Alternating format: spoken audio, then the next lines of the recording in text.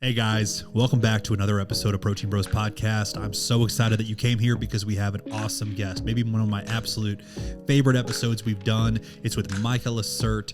Micah is an industry legend. He's been a fitness model. He has been in movies. He's been in documentaries. He's also been in charge of an amazing transformation gym called Hitch Fit, which they just reached 600,000 pounds lost between all of their clients. He is responsible for so many unbelievable transformations. He's a very charismatic, very inspirational guy. And he just recently started another thing called Rockbody Retreats, which we get into as well. They go all over the country, different parts of the world actually. And they have a ton of people that come with them. And so if you're looking for someone who has absolutely done it all in fitness, who has reached the absolute pinnacle of fitness, all while staying completely humble, this is a great guy to listen to. I hope you tune in. And as always, please let us know what you guys think in the comments, and also like and share the podcast if you guys got some joy out of it. This guy was Trav your business partner? So he was my business partner, but he became probably the fastest best friend that I ever had in my life. He was a unicorn human being. Yeah. Like I had never met anyone like him before. And, you know, and I'm in gyms all day. Yeah. And he just had this ability of making you feel like you were the most important person in the world. And you were instantly impacted within a minute of talking to him. It was unbelievable. And so when we came together with we can go into all that, but when we came into Rockbody together, you know, one of the big things was his faith wasn't really strong on point, and my wife and I walk by faith. Mm-hmm. And so we were kind of like, and he wasn't resistant against that. He had just turned away from it. And 2 months before he died, we were in Mexico, and he essentially gave his life back to Christ fully and turned his eyes. And then, you know, when he passed, we were just like, oh, dude. Yeah. You know, because this guy was just on fire for everything that he believed in. Mm-hmm. And then, you know, to leave a wife, 2 children, man, it's been, you know, as hard as heart gets right there. It is. I mean, think about the person that you care about the most outside of, you know, your lady or your mom, your dad, and then just tragically dying at 47 years old, 37 years old, and then sure healthy as can be too. Oh, dude. I mean, you know, best workout partner ever. Really? Yeah. You know, I mean, and I talk to him probably 20 times a day. Mm-hmm. I mean, you know, I got a little video I'll show you guys at the end of this of just his energy, so you understand who he was. But he would get on stage and talk in front of 20,000 people, and everybody would be changed in 10 minutes. It was like, dude. Wow. Like, you know, so yeah, it's been tough. Was he from Kansas City? No, he lived down in Tampa. Oh, did he? Yeah. Mm-hmm. So that's where the connection is there. We had went and found the hotel and the conference studio that we were going to do for the retreat, or for the conference that we're doing in January. And I had gotten this vision about 6 years ago to write my book. So I'm in the process of that. That will be out in a couple months.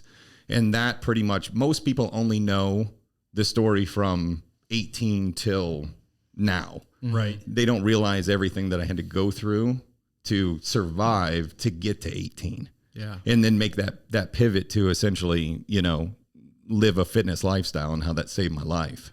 And so that book is pretty much based upon everything that I went through to get there. I moved over 30 times in 18 years. It was very unstable. And what was at the core of that moving? Were you a military family? Or no, it was me and my mom, and just a lot of inconsistency on her part and poor relationship decisions. Figuring it out. We saw a lot of abuse, a lot of pain, a lot of trauma, and then just financial decisions that wasn't disciplined. And so we just moved a tremendous amount, which gave me the ability to make friends very quickly, because I went to so many different schools. Yeah. But I was also, you know, I think the negative side to it was I wasn't capable of, I was able to get rid of people very quickly with no emotion. Right. You know, and so. Did you grow up in basically with confidence issues? Oh, yeah. And it wasn't because I dealt with any bullying at school. I was actually a pretty popular kid, and I was athletic. I was skinny, but I ultimately, my mom had married a guy that was like not a good human being. Mm-hmm. And he was super adult bully. And he used to chicken legs and all this stuff and I was at a very fragile point in my life at that point. And so it hurt me bad. And so fitness came in because I was like really angry. It came from an angry place initially. And then transitioning over to, wait a minute, like, yeah, physically I can get bigger muscles, but it's how I'm feeling inside and what it did to my mind.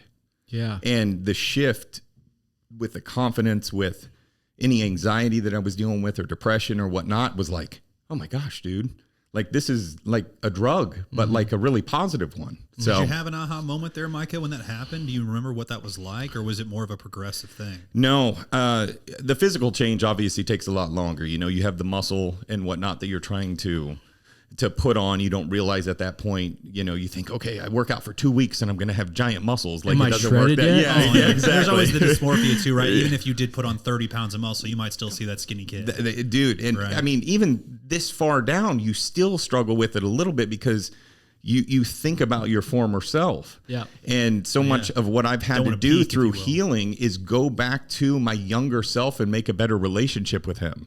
And that's been one of the most powerful tools that I've used outside of my faith and fitness to get to essentially the place that I'm at now and then be able to impact as many people as we have. Man, what you talk about there is, a tool, right?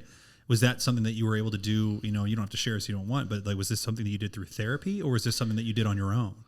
I did it on my own. And this is where my faith came in so strong, because at that particular point, I was very angry at God in not understanding. Essentially, he, to me at that point, was this overall father that was supposed to protect me. So I was questioning, am I making a whole bunch of bad choices and he's not protecting me? Like, what is going on here with this? And ultimately, I was like, forget this. Like, this guy doesn't exist, or he's not helping, and so I turned my head away from him. But the whole entire time, I continued to always hear him, to the point where I would like scream sometimes and be like, dude, get out of my head. But he was always guiding me to something. What I didn't realize at the time that was so prophetic and powerful was, and we know this through science now, of how important it is to use things like fitness and working out and eating right to help with PTSD or trauma or pain or whatnot. Just what it does inside the body.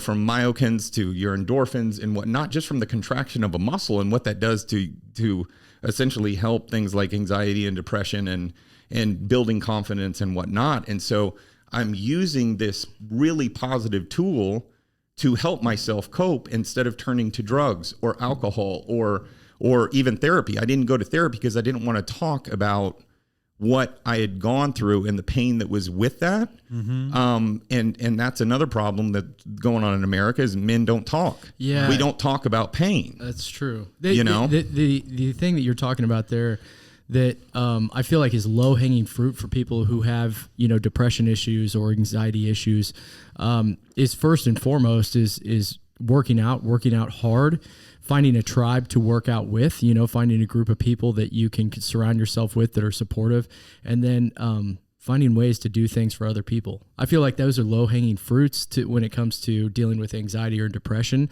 And that's not to say that people don't need help beyond that with therapy or, pharmaceuticals or, that's obviously a controversial topic. But I feel like those things right there that you're talking about are the low-hanging fruit when somebody has those kind of issues. It's like the first thing that somebody should look at. We talk about this all the time. It's like, this is something you see in the news every day when you have somebody who's like, stressed, anxiety, depression, et cetera. Like, well, hey man, what's your diet like? What's your diet all the way like, right? Like, what are you consuming? Not just food, right? What kind of, how much time are you spending on social media? How much are you comparing yourself to others? These are all, so what Kyle's saying with the low-hanging fruit, I think that's something you hear relatively often if you're looking for it, right? From like a personal growth standpoint. But the point that you were just making about how you used fitness in a positive, and like it was a positive addiction for you, right? Versus using other things of coping, right? Other ways of coping. What do you say to people who, because for every person I've met like you, Micah, who has used fitness, they've used fitness to use it in a positive way to help with coping with some trauma or anxiety, et cetera. I know 10 more that are using it to numb themselves from being able to deal with any of those things. Disassociation. And they walk around pissed off all the time and with this ego and with this, not enough syndrome. And they just don't, it's like Haterville when it comes to the fitness industry typically. And, part of this podcast, and if you're listening at home, is on purpose to bring our community together, to lift each other up, to not be such a, adversarial, kind of role when it comes to the fitness industry. And so for what you're talking about, I feel like I just know so many more people, unfortunately, that are using fitness as a way to numb. Oh, I've always questioned why some people use something like fitness and go one direction and then fitness and go the other direction. It's something that I'm like doing research on. And even deeper than that, not just using fitness, there's a lot of people that don't use fitness at all that end up going to drugs and alcohol, some level of addiction to cover pain. Why are people choosing negative to positive? I don't know where that connection is if we all went through something that was somewhat similar. And so that's been something that I really want to dive into deep, especially with the men, because there's just not a lot of information out about it. Again, we have a stigma on us. We have to be macho. We can't cry. We can't talk about our feelings. We can't talk about pain. We have to always just, suck it up, whatnot. And the suicide numbers are through the roof. Dude, that's what I'm saying. But you can't hold on to darkness and trauma. Like you can't. You have to be able to talk about that. And for those people that they get the opportunity to hear it from a man that actually is trustworthy to open up to you, respond right. It's really crucial that if they're sharing with you something about their father was an alcoholic and was abusive or whatever, like respond with compassion and love. Because if you don't and you go to the whole suck it up, whatnot, that man will never open up ever again. Oh yeah. Dismiss his feelings immediately. Yeah. Who did you have in your life that did that for you? Because at some point it became okay for you. And when was that? Yeah. So I had a really good group of friends in college. And college was probably, I hid everything through my high school years. And you're still trying to develop brain-wise. You're worried about the judgment of your friends. You're all of the stuff that I think is kind of put on to us, men and women and boys and girls, when you're growing up. But for me, I built a really good circle of friends when I was in college, specifically one guy named Nolan. And I was able to really open up to him in a way. And he's just a compassionate, great human being. And it helped me go, okay, like I'm not going to be judged by everybody for things that really were not in my control. It wasn't like, hey man, I was a knucklehead. I made a whole bunch of bad mistakes. It was, I was a part of really bad circumstances that really I couldn't control, And so when I got to the age of 18, 19 and I went to college, what did I then gain? I gained back control. You get to pick your circumstances. I got to pick them. Yeah. And that was the people. We talked about all the things in our lives. The people, the food I was putting in my body, the workouts, everything. So I fell into fitness because I went to Pitt State. I love Pitt State down there, but it was a culture shock for me because I was used to a lot of people, a lot of things to do, and there just wasn't either. And so there's a football stadium. Yeah, there was a football stadium. What made you choose Pitt State though? So I had followed one of my best friends there. I really didn't have a whole lot of direction at 18. And he was like, I'm going to this place, Pitt State, a couple hours south. And I was like, okay, I'll go with you. They had a good business school there. And I knew I wanted to get either management or marketing as kind of the direction I wanted to go. And so I followed him there. And within a couple weeks, I'm obviously homesick, going, what in the world am I doing here? I found their local gym. I started working out and I was like, you know what? I want to wake up and I want to look like Van Damme one day. That was like my idol growing up and kickboxer and blood sport and all those. And I was like, and I think I can like achieve that body one day, not the giant Arnolds. I didn't think that I had the genetics to get there, but from a Van Damme standpoint, I was like, I think I can do that. You surpassed it, sir. I appreciate it. I don't know, at least 50 pounds. I still can't do the splits though. Not in between two trucks. For sure. Gosh, yeah, next level. But I'll tell you what, it wasn't the physical that really changed me. And we just talked about this earlier, but it was what happened to my brain within a couple weeks I was like, oh my gosh, my anxiety started going down. I started feeling better. And I'm sitting there and I'm going, okay, like there's something with this, you know, and I'm trying to read, you're reading Muscle and Fitness Magazine, Iron Man, all of those, but that's more of get jacked, get ripped. I didn't realize the mental, psychological stuff that was going on and how it could be utilized essentially as therapy. Or my prescription drug, it was, hey, we're going to work out every single day. And I in all honesty, I mean, it became an addiction that because I was still trying to like just get through so much of the pain that I was in. And so I utilized it as a way to cope. Looking back at it now, I mean, it was the absolute best decision I could have made. It just was. And what I mean by addiction is so a normal human being would look at what I was doing and think that it was an addiction. You're being obsessed. All that I was being was a bodybuilder, right? And living a bodybuilder lifestyle. But if you break down what the bodybuilder schedule is, they're like, dude, that's crazy. Why, you wake up at 3:30 and you do what? Yeah. And, you know, but for me, I'm like, this was a way and a tool that I was going to use to get my life back, you know, because there was parts of my life when I was younger that I lost all hope. And I didn't think that I was going to, you know, essentially survive. Yeah. And that's the 18-year-old kid right there. You know what's crazy is about that time frame, because, you know, late 90s is when I started, you know, reading, you know, Muscular Development and, you know, Flex Magazine. And I didn't really think about this until you said it, but really those magazines, you never heard about anything except for the exterior of, like, you know, fitness. There was never talks about how it helped you mentally. Oh, the front page is, you know, 6-pack abs. And you know what I'm saying? It's kind of crazy. But they knew who their base was. Yeah, that's they true. knew we wanted that, you know, because then that was associated with more girls and more attention and bigger muscles and all the stuff that, you know, is surface level. Yeah. And, you know, at 18, I probably thought the exact same thing, you know? I mean, that's what got me into lifting weights. Was I just want to be big and jacked. I remember looking at pictures of like Jay Cutler and looking at his legs and being like, bro, if I could have legs like that, and just squatting every single day, like this will eventually, right? You know, eventually I'll have legs like that. No.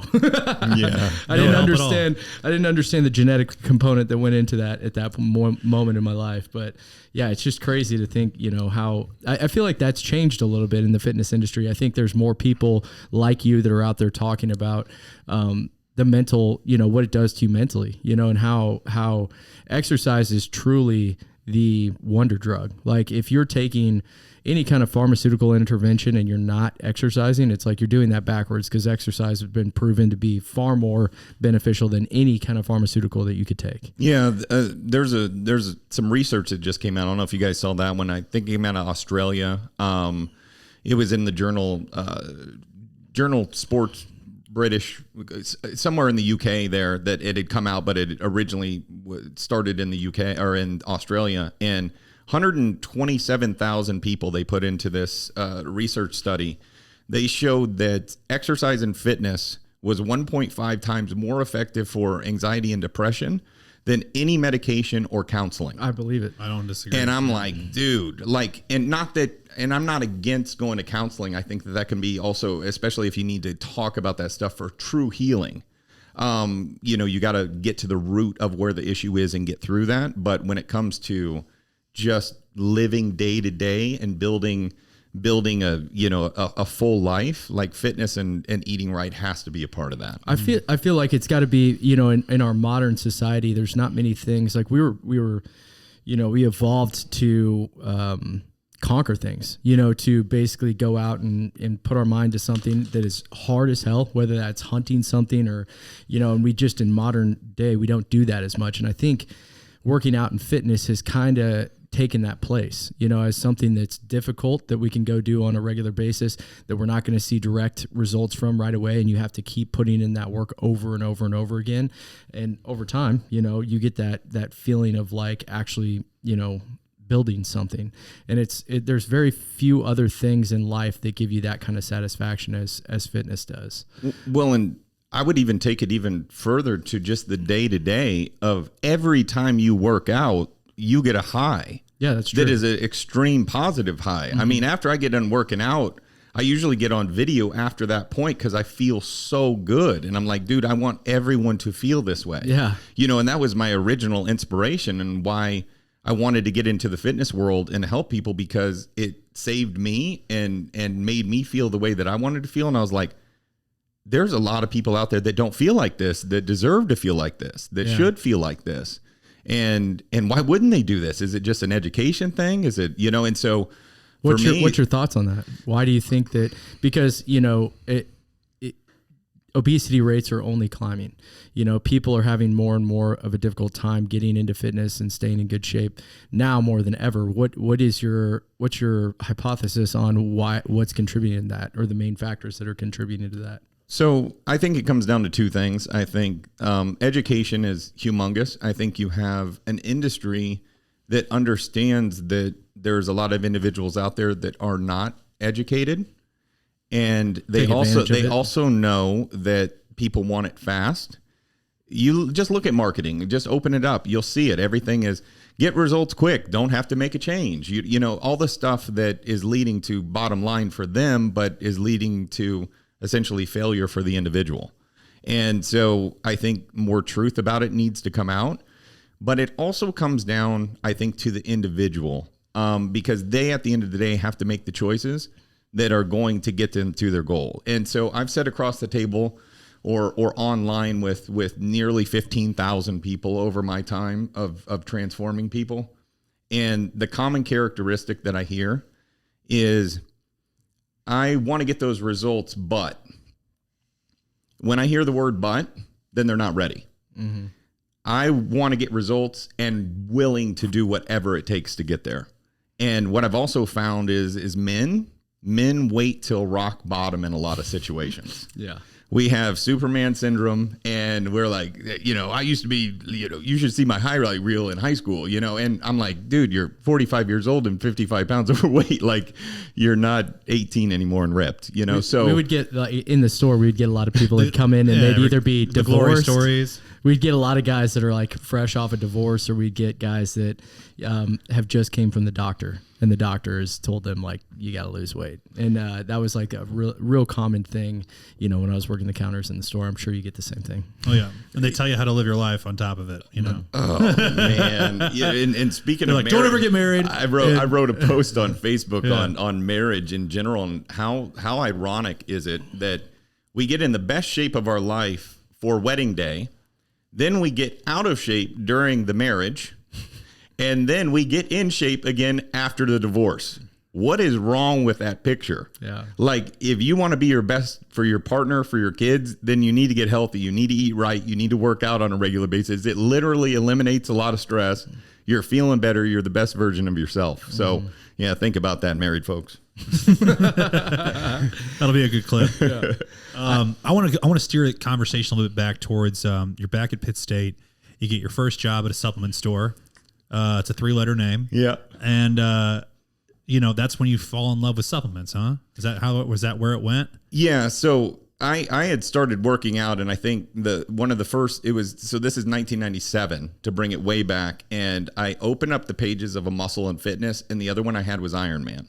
And so I'm looking through and I'm seeing all these gigantic dudes holding these supplements that are like, and at the time, this is when creatine started taking like a big, you know, and like, dude, take this and get jacked. And so, you know, I needed a little side job because I was paying, you know, for my own college and whatnot. So I had met one of the guys at the gym, and he's like, I'm the manager at the GNC. Well, you're a 3-letter word that is less superior than Superstore. But ultimately, they have a few more stores in this. They do. You know, but anyways, so yeah, we ultimately, I ended up getting hired over there, and kind of just saw some nastiness within what was going on in the supplement world. Some holes that was going on in the supplement world, but also I saw people, it was a tool for them to maybe start their motivation.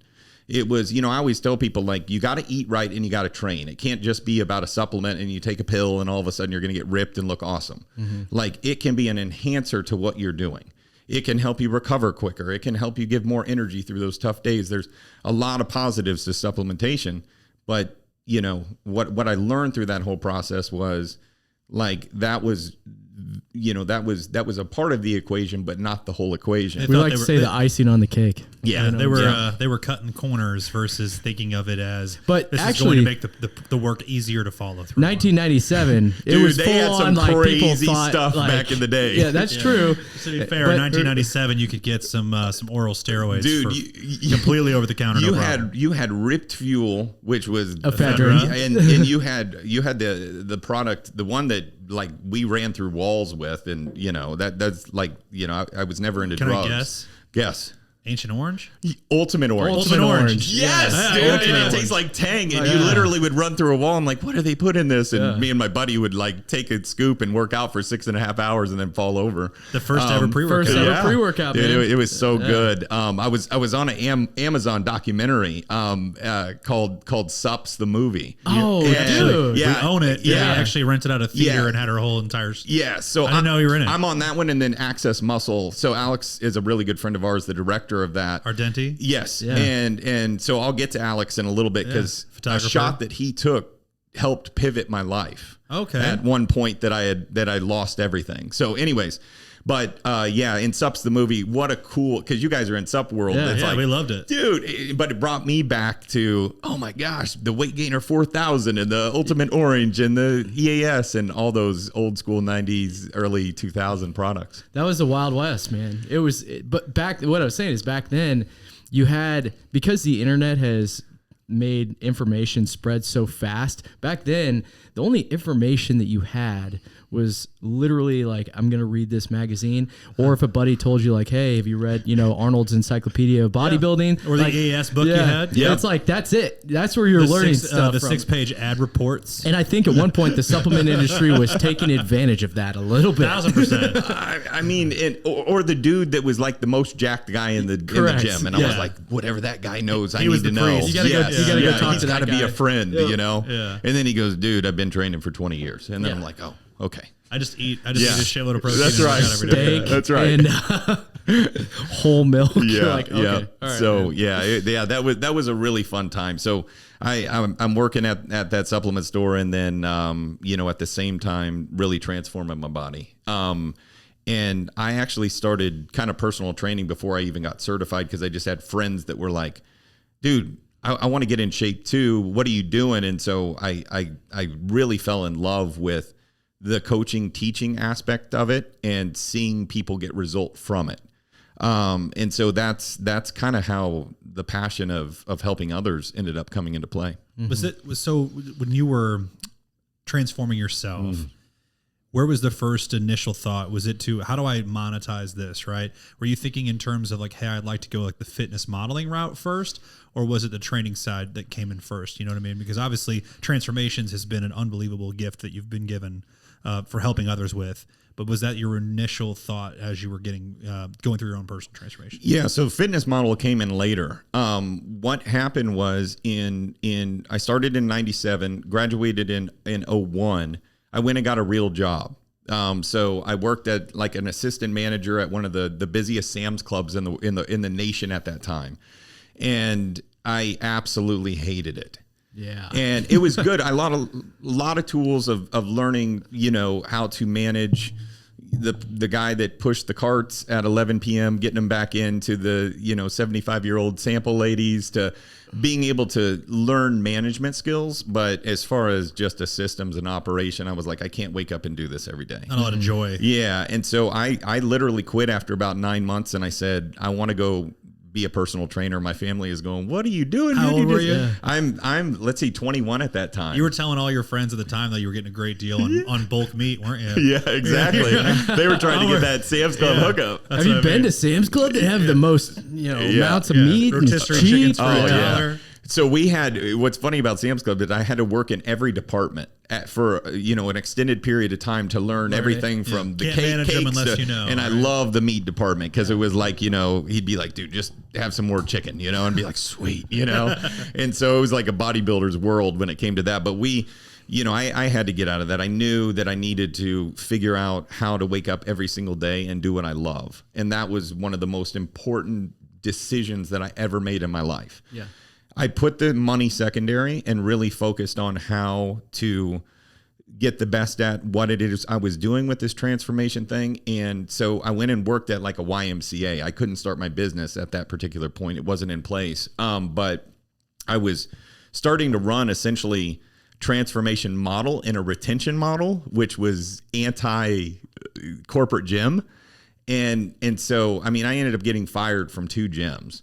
And then I realized I was like, okay, I gotta like do my own thing. Mm-hmm. And I get it from their standpoint, but for me, I didn't want to go into meetings and talk about sales quotas and how many sessions I had sold someone. I needed to know how much weight this person lost, how they're feeling. Like that mattered more to me, because ultimately inside, that's what I was driven off of. Mm-hmm.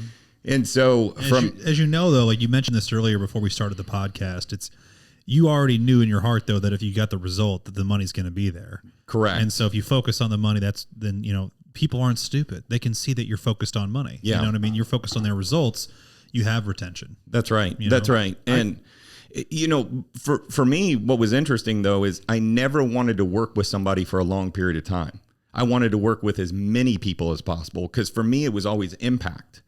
I did not want anyone usually longer than a year.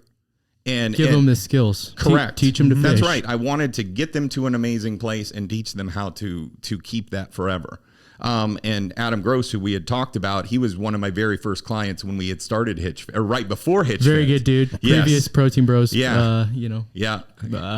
Guest. Yeah. So he was coming off a tough relationship, and he came in and we got ripped, and you see his whole entire life change, you know, from that. And we've been really good friends since then. So what I'm saying is I got addicted, and I'm obsessed with seeing each person that I get the opportunity to work with make the changes necessary and change into the person that I ultimately believe they were created to be. I can relate to that a lot, because when we first started at Supplement Superstores, you know, I had just graduated from college, and most of my friends and family were like, hey, you know, are you going to go on and get a real job? And it's hard to explain to somebody who hasn't done it, but when you give somebody advice that is fitness related, they go home, they follow it, they come back, and they're like, dude, I did everything that you said. You know, I lost this amount of weight. I put this on my bench press, whatever advice you gave them was, and they come back and they're like, man, thank you so much. It's kind of like, you know, what you were talking about as far as in the gym, where it's like, it kind of gives you a high. It makes you feel good, and it gives you purpose. And, you know, me and him both basically forewent the money aspect of things in the beginning, because we were just like, you know what? This has got to work out for us. Eventually there has to be, you know, this has to be financially a good decision for us, because we're making an impact. And I know that if we continue to make an impact on that many people, you know, it's eventually going to pay off for us. So that whole story that you just had, where you basically quit Sam's Club, it's like, that's a very relatable story to me, purely because I feel like we went through that, where it was like, and you probably in your life, you had a lot of people around you that were like, why are you doing this? Yeah, you're mentioning your family are just like, what are you quitting this? Like, you know, you got the job. You went to school. You got the job. That's what my family was all like. You're not even doing anything with your degree, and I'm like, yeah, I don't care. I'll figure it out. You know. Yeah, and I'll pivot even more, because it got much worse than me just quitting my job. So I'm working at the YMCA. One of my very, very good friends now, but I didn't know him at the time, came up to me. A guy named David comes up to me and he goes, man, I see you here. You're grinding. Your discipline is like, you need to be a fitness model. And this is like 01, 02. And I'm like, what's a fitness model? I didn't know anyone in Kansas City or Kansas, Missouri that was a fitness model on covers of magazines doing any of that sort of work. So I was like, he's like, the dude's in magazines, supplements and all that. And I was like, I'm going to go be a fitness model. Yeah. And so I went and got connected with an agency local, and I said, I want to be a fitness model. And she laughed at me and she goes, you're in the wrong market for fitness modeling. Go to LA. Yeah, exactly. Hey guys, thanks so much for tuning into the podcast. Kyle and I really appreciate your support. We've been doing this for a really long time, and we want to let you know that we do this completely free. We don't run ads. We're not asking for anything from you guys except for one thing, and that is to pay it forward. Please tell a friend. Please give it a share. Please give it a like if you found any value in our podcast. We do this 100% to support local fitness, and so if you in turn appreciate and support local fitness, we hope that you do share the podcast with somebody who could get value in it. Now, let's get you back to the episode. And so that's exactly what she said. She said Miami, LA, the areas that are going to shoot more of this. And so I ended up saving enough money to get plane tickets. I made relationships off of MySpace and built a huge network on MySpace of about 150, 160,000 followers, and literally built the entire business of Hitch Fit and my personal, from the fitness side of being a fitness model, all from social media marketing on MySpace. Wow. Is how I did it. Wow. Not paying a dime. Super early adopter. Super early. And I ended up becoming one of the very first online personal trainers. And I started that in 2006 to the point where I couldn't find anyone else doing it. And it kind of had happened by accident, where this girl had reached out to me from Canada and she said, man, I'd love to work with you, but I live in Canada. And I was like, well, I think you could work with me. I'll just make you a plan. You can PayPal me, and and that's how that was born. Mm-hmm. She takes digital photos with digital cameras. Exactly. Yeah. And emails them. It was so generic looking back at it, but like she ended up losing like 30 pounds, and I go, oh my gosh, I have something. Oh yeah. But I couldn't figure out, like, how am I going to educate people on this, like, of what it is? Because it was new. Yeah. How do you tell people? It is funny now because it's so everywhere now that it's right. like back then to think about it. Such a foreign concept. I mean, social media was new. Yeah. So like, this wasn't even what we think of social media now. This is MySpace, which is like, it took 17 minutes for the page to load because all of your graphics and the song had to load. The song, your top 8, man, you hurt a lot of feelings. Correct. So it's just, it's wild to think that, this is a time where you genuinely had to figure out, how do I tell people what I do in a small blurb, right? Because you still only have a small amount of time to capture the attention, and they're going to ask so many questions. This reminds me of the same around time, Netflix, when they were like, no, you don't go to a store. Like, the DVD comes in the mail. You watch DVD. When you're done, we give you envelopes. Keep those. And then, and like, I just like how your parents would just be like, how would you ever do this? This isn't a blockbuster. Yeah. Like, I mean, like, what am I doing with this? And then they just never send them back, and they hold on. You know what I mean? And so, like, this is just a wild time in the world where, like, people are getting connected for the first time, and we don't know how to do with it. You know what I mean? Or what to do with it. That's very cool. That's fun So story. all this stuff is kind of happening at the same time. I have multiple streams of that I'm working on at the same time, of like building my own personal with fitness modeling, trying to get on covers and whatnot. And I'll tell you in a little bit how all that came about. And then at the same time, working on the business with eventually what would be Hitch Fit. And so, like, using MySpace, and the really cool thing about MySpace at the time, looking back at it now, is we look at social media marketers, we look at algorithms and trying to always be ahead of the game of how things are flowing, whether it be real stories, all that. But back in the day, it wasn't about likes and getting as many likes and whatnot. So MySpace world, we had this ability of utilizing what was called bulletins. And bulletins were kind of like early stage notes on Facebook, if you remember those. Mm-hmm. But the algorithms were set up in a way that if they were on your friends list, they had to see the bulletin. Mm-hmm. So once I figured that out, I was like, oh my goodness. And so I literally found this software that after I built all these different copies for different things, from transformation to my own personal stuff to whatnot, I just set it on timers. And it would automatically post, like a Hootsuite is now, or one of the automated things now, but it was way back in the day, probably one of the very first ones. And so no matter if I was sleeping, working, whatnot, it was always working for me. And that's how I ended up building. And you get a lot of flack and whatnot, but I didn't care about that. I was like, I'm going to help the people that I can help. And you're casting a big net. Yeah. Huge yeah. net. So and how did I come up with all that? Because I didn't have a lot, and I had gone through everything that I had gone through. So I'm like, I have no fear. I'm like, dude, I'm going to go and just do stuff that, like, I'm not seeing anyone else do. And so when I got into the fitness modeling, this is where I got a lot of the flack, because that was new too in this area. And then all of a sudden, oh, he thinks he's a model and everything else. And I mean, I even had a girlfriend tell a photographer that I'd worked with, like, why is he wasting his time on all of this? And I ended up finding that out because it was so new. It wasn't traditional. It was, a lot of people want what is stable and what is normal and whatnot. And I just was not normal. I was like, I'm going to run things exactly the way that I want to run things and go wake up and do what I love. I fear so much now that we're getting a little older, right? Kyle and I are in charge of some kids, and it's like I fear so badly. Luke over there, being children. Just being the person that would say that. So we once had a guy leave our company, and we were in our infancy stage. Kyle and I, we only had, I think, maybe one location at the time, and him and I had already been through, in quotes, like the grind. A decade of nose to the grindstone, and this guy is like 19 years old. He's just finding himself, and he's like, man, I'm going to move and become a famous YouTuber.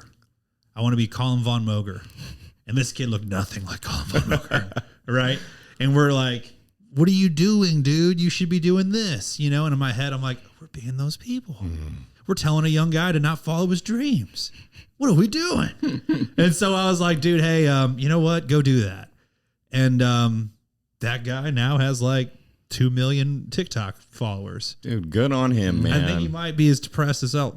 Just saying. But like he's not dealt with any things he needs to deal with. But I mean, like that dude 100% went and did it. And you got to give him all the props. As I've matured as a person, I've come to realize that you're just not going to hang on to all your employees. You've probably learned that over time too, and that you really, my goal is just to do is good of a job at mentoring young people to where hopefully they want to stay with us. If they don't want to stay with us, hopefully that they leave our company and they're a better person. Yeah. Give them perspectives. But at the beginning, you're like, no, you should want to stay here. or like, you should do the traditional guide or whatever. You know what I mean? And it's like, live out your dream. Don't live out my dream for you. Yeah. What's crazy about your story though, is like most people have somebody in their life that they look to that is like the example of what they kind of replicate in their life. And you being so out of the box with what you were doing, being a fitness model in Kansas City, which would still be, there's still only a handful of people that I think probably do that in Kansas City currently.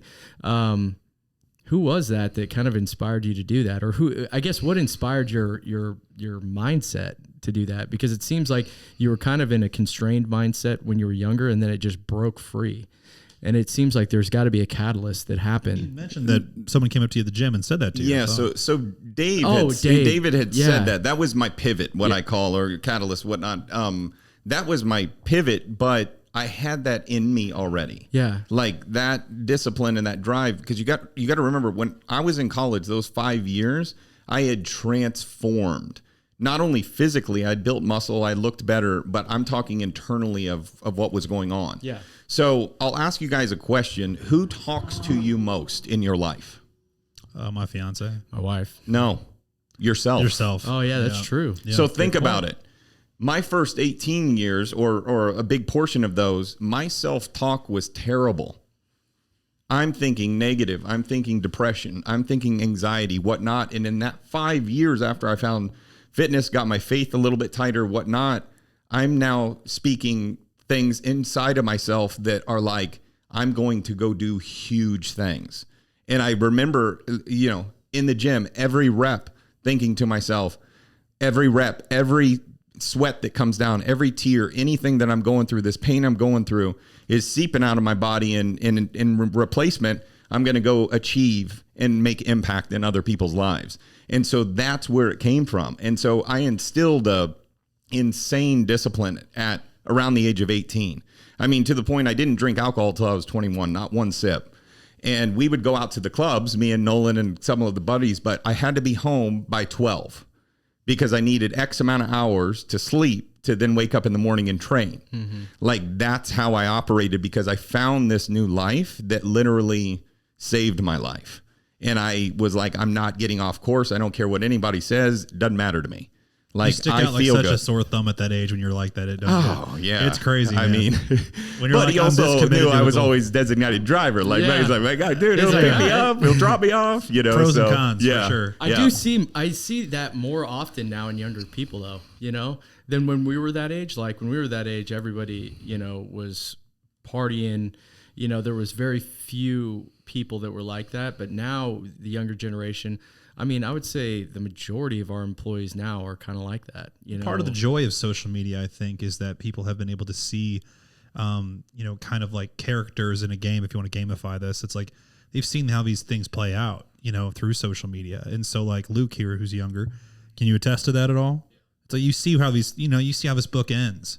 And so you're like, you know what? I can tell from a younger age, like we grew up, I feel like we got to watch, let's say like, the DARE program, right? We saw like videos of like so I in my head was so terrified of doing drugs as a young kid purely because of what I saw in school and like what I saw older people get into. And I was thinking everyone's going to offer me heroin everywhere. Yeah, it's like it's just like not going to be me, right? But then when you got to college, it was like the Wild West. Well, it's like through social media. I mean, my freshman year was the first year ever in college. Was the first year ever that Facebook was now integrated, right? And so like we had high school Facebook my senior year, and that changed the game, right? And everybody was using MySpace and Facebook, et cetera. But I'm saying like his generation can see completely where things go, and it's like better walking into it now. It's like you just don't need to, I guess, learn the hard way as many of us did. Yeah. And I guess what I was trying to say is the younger generation, I wasn't saying they had aspirations like you did or had thought of their life in a much higher way like you had built. I would just say they're more likely to want to go to bed, not drink, not stay out super late, be disciplined when it comes to working out. But there is still somewhat of a disconnect, I think, with the younger generation and expecting more of themselves in certain situations. So, cool. Yeah. Which is a departure from basically your life story at that point. I think the other big issue that we're having nowadays is just connection in general. Yeah. And I mean, how often is it that, you're actually talking on the phone to a friend? Yeah. How often are you every day? You know what I'm saying? But you got to be intentional with it because we want to go and text. How many times do you actually go and see a friend and hug them, tell them you love them and everything else? Like we live in this fast paced world, that is set up to essentially everything is, It's unfortunately less connection. Yeah. Automate as much as you can. There's the younger generation gets in the doom scrolling, and I've done it and, we do it, but I think that more often than not, the younger generation is sucked in by social media and, can just, it seems polarizing, right? It's like, I mean, what are your thoughts on this, Mike? I feel like it's seemingly to me from what I watch from our younger generation that work for us, it's polarizing. It's one way or the other. It's either they're doom scrolling like you're saying, or they're playing the comparison game. Or I've seen this awesome new cool generation of people that like don't put a lot of at all equity or stock into their social media presence. They have it, but their goal is not to get the most likes or the most followers, and they simply just post like what they did the last month versus in the moment trying to always be, showing themselves to create that, the FOMO, if you will, for their friends. Like, look where I'm at. Look how much good of a time I'm having. There's a person that posts like 10 seconds after something cool happens, but I see a whole lot more people now that are waiting a whole month to post what they did in the last month. I think that's like kind of a trendy thing, is like, this is my August dump of photos. Yeah. I mean, if we didn't have the businesses, it would be far less time on social media for sure. We have to, from a business standpoint. And so knowing that we have to be as connected as we are, I do more social media than my wife does, but, I always tell people, like, if you're going to be on these platforms, post positive, man. Yeah. Like, lift people up. I understand the negative, get more engagement. I get all of that, but like, how many people are doing this for for money and yeah, most people are on there like just puking out their emotions. Yeah, yeah. And for me, I'm like, hey, dude, we all go through rough stuff. It's okay to post some of that stuff sometimes, but like, use your platform to really lift people up, and you're going to get a lot more joy out of that as well. We talk about happiness, we talk about joy, and you had mentioned about giving back. Like, it's huge. It's such a huge thing to give back, because that's the foundational stuff, is the joy. Yeah, yeah. Well, how did we transition from transformations, right? We're at 160,000, followers on a MySpace. But they were called friends at the time, I want to say. Yeah. Right. So you have 160,000 friends. Tom is number one. You guys don't know Tom. You better left him as number one. Tom, man. If you don't know Tom, she's too young for you. And he's right up there with Snoop Dogg. So you have all this is going, which again is just like such a cool thing. You know what I mean? And then you have this situation where you have the fitness modeling going too. How did you know which one to focus on at the time? And was it really just you were playing whatever came at you? No, I played them together. Okay. I aligned them perfectly, because the more that I got out in the fitness model world, the more clients I got. Sure. And so they were working off of one another, and I had learned something from A couple guys that were Those are your abs of steel? Yeah, that was the first cover I was ever on. Heck That yeah. story is really cool. That was way back 2004, 2005. Yep. So, I'll tell you what, like, he had told me, he said, you got to use the industry. Don't let the industry use you. And I said, whoa, like that's powerful, because I saw so many athletes going into competitors, fitness models, whatnot, where the industry would chew them up, swallow them, spit them out, over and over and over, and replace them with somebody new. And I was like, I want something that's more foundational. And so I had literally just got in at a perfect time where there was 6, 7, 8 of us that were doing a ton of work, Greg Plitz of the world and TJ Hobens, and, that were doing a ton of, magazine stuff. The only difference was, though, like, how did you, that 6 or 7, I'm assuming was a lot of hard work. It was a lot of hard work. It was relationships. And this goes back to connection, is like back in the day, it wasn't like, oh, how many followers do you have and how impactful can that be for my business? Back in the day, it was when you made a relationship with muscle and fitness through someone else, you ended up having to go get yourself in shape and make the relationships with the editor, with whatnot, and essentially come through on the shoot. Like it had, and that's how you got rebooked, and that's how you got the opportunity to shoot on covers and do all of that. So for me, it was always about making those relationships and being as professional and authentic as I could be. And that's essentially how I ended up getting as many covers as I did. I ended up getting in over 100 fitness magazines during that time out of Kansas City. Amazing, so man. So did you, congrats on that, by the did way. you move during this time? Yeah, that's what I say. Like, how did we get away with not moving? Yeah. And here's my question: is why would you I even was stay? a little dishonest early. Okay. And I'll so on MySpace, I essentially said that I was from 4 places, and so the casting managers didn't know. They just thought, okay, he's probably stationed in one of these places. And so when I would get a call and they'd be like, hey, you need to be here in 3 days, whatnot, I always stayed in shape at that point. I didn't go through a lot of bulks either because I had to stay tighter. And so I kind of stayed in a smaller frame for quite a while. And then I went through periods where I went through bulks and put on more mass when I was trying to get more of the muscle and fitness comparative to Men's Workout or some of the other smaller guy magazines. So I ultimately, like, that's how I did it initially. And then once I built the relationships, then it was like, yeah, I've always lived in Kansas City. Yeah. And they're like, what? They just they had to consider you first, though, Yes, right? Yeah. Yeah. But it was making the relationships with the magazines and all of the people. Robert Kennedy was another one of them before he had passed. And I shot for Maximum Fitness and made those relationships, and, and then really building strong friendships with guys like Greg Plitt and some of the guys that were really big in the game at that particular point. And Michael O'Hearn, and, I had met him, and we weren't super close at that point, but he was big at that point, but now with social media is taking it to gigantic place. Greg Plitt, I mean, for all you youngins listening, he was the dude. The best of the best, dude. man. And and I'll tell you a story about Greg is I worked with another friend of mine was a guy named Jesse Pavelka. Jesse ended up being his roommate during that period of time. And Greg, man, he was 100 all the time. And what I mean by that is, like, his lifestyle was 100, either crazy, going out drinking and partying, and then living this fitness lifestyle every morning at 4 or 5 a.m. It didn't matter what he did the night before. I mean, it was unbelievable that he could operate at that pace. And if you ever you could go watch his videos on YouTube or whatever, but what you're seeing from him is authentic to the core. Like, he lived that way. He didn't have a whole lot of people that were in his circle, because everybody was just trying to pull on his tailcoat and get something from Greg, but he was the dude, man. He was number one. It wasn't even close.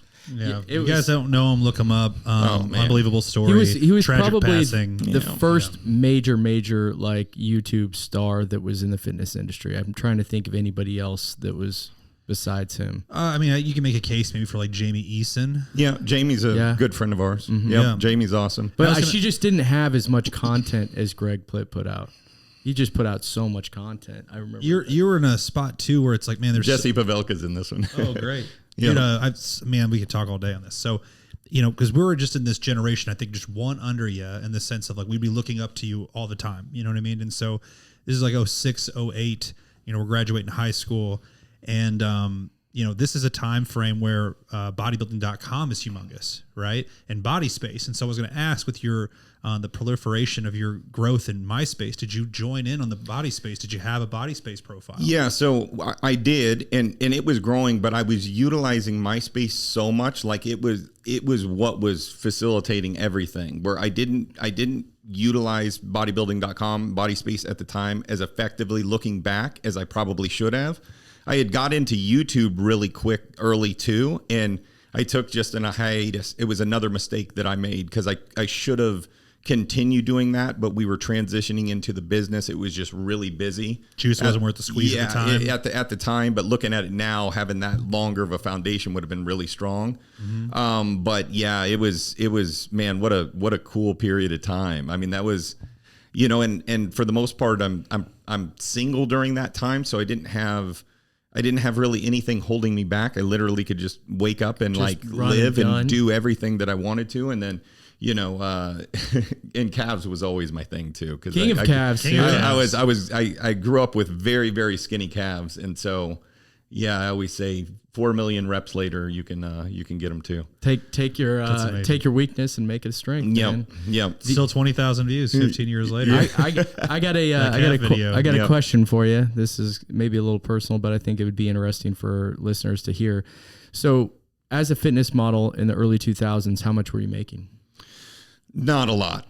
Yeah. So there's direct money that was coming in from fitness modeling, but a cover, you're talking $1,000. Really? It's nothing. But where I made money was exactly the other side. Was if I got on a cover of a magazine, oh man, I was getting so many other jobs and opportunities. I was also still with my agency in Kansas City at the time, Exposure, and so I was doing a lot of work with them. There was a lot of money coming from different streams, but it wasn't from actually doing the jobs of fitness. The credibility and legitimacy to your brand, though. That's right. That's right. I feel like there's this sense that, in that time frame, there was so much more money to be had from sponsorships and from, magazines and things like that. But now it seems like most of the money in the fitness industry, if you're an athlete, is now tied to, well, there's contracts that pay people, but there's also tied to basically selling product, using a link or something like that. So I was interested to know if that was, true or not. So yeah, I mean, now it's a lot of affiliate marketing where you're connected through links or promo codes or whatnot. Now, back then that was just a contract, right? Back then, Michael O'Hearn would sign a $50,000 deal for Muscle Tech or Christian Boving, or and these guys would end up getting large deals. Yeah. And then you had the competitor side. So this is something that needs to be talked about a little bit too. So there were two different separate sides of the fitness industry. There were fitness modeling and all of that, and then there was competitors. And sometimes those crossed over and sometimes they didn't. Greg was not a competitor. I wasn't a competitor. There was a lot of guys on the fitness modeling side that weren't competing. Mm-hmm. And then you had the competition side of the, the much bigger guys, the Ronnies and everybody that. We didn't have physique. We didn't have classic at that time. You had 212 and you had the big boys. And then, and even on the female, and that was it. Yeah. You had to be jacked or you ain't getting on stage, And in the girls' side, bikini didn't come till later either. You had figure and, and then the super jack girls. And so it was like, I mean, that was the world. And I was never really interested in competing. Yeah. Cause I was like, I really like the fitness model. I like traveling. I like, and I had talked to quite a few competitors and they're like, dude, you got to live under a rock for 9 months and do nothing but train and eat and whatnot. And I'm going, man, I got all this other stuff going on. I don't want to do that. And so that's how I ended up competing and doing all that world, but mainly due to my wife and Paul Dillette. WBFF? Yeah, man. Early days WBFF. Right. So this is 09. We're working. Well, this is what's cool though. We're working at Supplement Superstores in 09. And I know about the WBFF because I have customers who are like, hey, I'm no longer going to be competing in NPC. I'm going up to WBFF. I'm going to try out this brand new kind of category called Muscle Model. Mm-hmm. Josh Head, by the way. Yeah. Oh, I know Josh. Yeah. He did one of our shows. Right. Yeah. He did one of our shows. Yeah. Yep. He used to be a regular in our store. I remember him on stage. I judged him. Yep. He's a great dude. Yep. But he showed up and he had never done that before. But then Dylan also did it. What's his last name? He owns a gym in Springfield now. did CrossFit, had that like J pouch deal. Dylan. I know Dylan. It was like he competed too. Yeah, in our that's show. what I'm saying. They both did the muscle model category at like 20, 21 years old. Yep. And like that's what was my introduction to the WBFF, and so I was excited to talk to you about that. So small world. That's when I won the world championship that year. Yeah. And so that was the first year that they put Muscle Model into the show. So how Muscle Model came was I had run Fitness Model for multiple years, and Fitness Model at that time they had kind of blended what Fame was doing, if you remember Fame, where they had like a theme wear round for guys, and they had, a evening wear round for guys, and then they had, physique and whatnot. Mm-hmm. And I just remember going, I hated doing like the theme wear. I was like, one year I was like the 10 man and my wife came out in a Dorothy. I mean, there it is right there. And we had a blast with it, but I was on the phone with Paul and I was like, dude, I don't want to do this anymore, man. And he goes, like you've gotten your physique to a point where Fitness Model is not where you're at. I really want to work on building a category between Fitness Model and bodybuilding. And I think Muscle Model is kind of what I want to do. And that's essentially, legs. And so one of the very first Muscle Model shows happened at the Kansas City show that we hosted at the Midland. And man, we had dudes. We had a lineup that I think we ended up giving 5 pro cards away, and at Worlds, those guys ended up placing top 10. The five that were there. Wow! It was AJ Ellison, Sean Harley. There was a whole bunch big names. Of yes, yeah. AJ Ellison was world champ for how many years in a row? Yeah, he won. So I won in 11. He won. He got 3rd that year. Sean got 2nd, and then I think AJ won 2 or 3 years in a row. Yeah. So wild times, man. Just a really cool because like now that we're a little older, to me, I have so much respect for people who are trying something that's never been done and have the balls to do it, to be a pioneer, to say, hey, this is how we've always done it, but I don't really like that. I'm going to try something else, And so I think it's super cool that you guys went through that. So much respect for that. We almost just always lived outside of the box, and it was like, what do we want to do? What is holding us back from doing it? Is it the judgment of others? Is it the standard that other people create? Because I don't want to live that standard. I want to live the standard of waking up and doing exactly what it is I want to do and go make a massive impact, like I've said. And so we always have done things that way, like big splash stuff that people are like, what are you about to go do? But we've done it so long now, 14, 15 years together with my wife, that like it's expected now, so it's been fun. Well, let's talk about impact stuff. So with Hitch Fit, you guys are like very well known across the country as far as like being, I would say, one of the pioneers in the transformation space, especially going into the social media age. How many transformations have you guys done? So we just went over 600,000 pounds last year, lost in 81 countries globally. Wild. Thousands and thousands. If you walk into our gym, I was about to say, tell about like come to our gym anytime. Like we have one in Parkville, which is a little drive for you guys from here, but I mean thousands of pictures all over the walls. Yeah. And I can go in and I can talk about each one of these people and their why. There's Terrain. There's Rob. He lost 115 pounds at 50. My fiance had her first transformation at your guys' gym. Really? Yeah. Oh, cool. Yeah, she did a natural show. Oh, that's awesome. So you guys also, I want to tell you like what our impression of Hitch Fit was when we first started here. Yeah. Because I had met you, of course, right? Yeah. And we're the new guy in town, and you guys sell Magnum, and we sell Magnum, and so we had met a handful of trainers, but all we keep hearing about is just like how unbelievably influential you and your wife were. Mm. And I'm like, do we ever see them? They're like, well, no, like they're always off doing this and this and this. And, they were never saying anything negative in the sense of like you were being too cool. It's like you were working, and Jamie, I believe was her name, was one of the trainers. She had just done a show and done really well. And we would talk to her about, some kind of partnership or something along those lines. And, but I left seeing your gym and I walked in, and the first thing you notice, of course, is like head to toe, the whole walls are just nothing but unbelievable transformations. Yeah. I mean, we utilize that for multiple things. It's an instant impact, but when we're sitting across the table or eye to eye with an individual day one and they start spewing excuses, then I go, okay, stand up, come over here with me. I'm going to show you 45 different people that ultimately worse were bigger excuses. in worse situations with bigger excuses. And then we got to talk about your why. You know, and so it's a really powerful tool because you can't walk into our gyms and not be inspired by what has happened. And, you know, today we had a 90-year-old in there that is grinding away. And I said, Fred, man, like, why? And he goes, because I want to live the rest of my life as full as possible. You know, that's 90. Now cool. We can't have an excuse on age. Well, I'm 50. I'm too old now. Well, that's the lie that you told yourself.